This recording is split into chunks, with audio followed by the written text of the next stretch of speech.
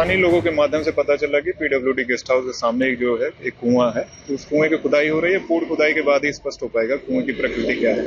क्या शिकायत नहीं, शिकायत नहीं, जिलाधिकारी महोदय के मौखिक आदेश पे खुदाई हो रही है। खुदाई के उपरांत पता चल पाएगा कुआं है। कुछ अधिकारियों को दिशा निर्देश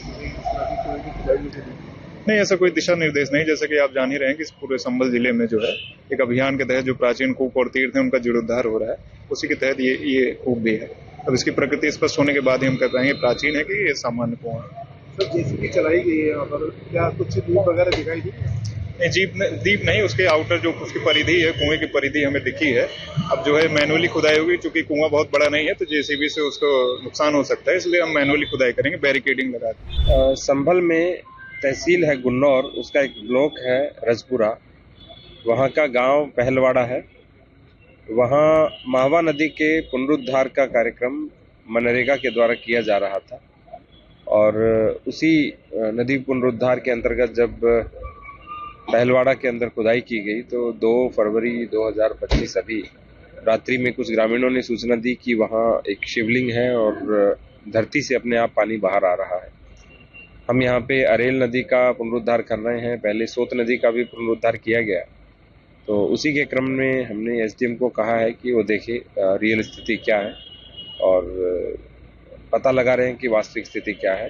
वर्तमान में आसपास के जो ग्रामीण हैं उनकी भीड़ एकत्र हो गई है और वहाँ पूजा पाठ इत्यादि उनके द्वारा किया जा रहा है। सर, कितने तीर्थों को लेकर इस समय कार्य किया जा रहा है? हम तो सभी तीर्थों को लेकर काम कर रहे हैं। कुल 87 तीर्थ हैं, 5 महातीर्थ हैं, उन सभी को लेकर के काम कर रहे हैं।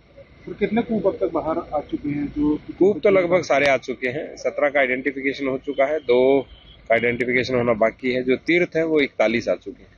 तो संभल के तीर्थों को लेकर क्या अगला कदम उठाया जाएगा? पर्यटन विभाग के माध्यम से, जो धर्मार्थ कार्य विभाग है उनके माध्यम से, उसके अतिरिक्त ग्राम के बजट से और नगर पालिका परिषद के बजट से और CSR के माध्यम से कन्वर्जेंस करके हम सभी तीर्थों का पुनरुद्धार कर रहे हैं।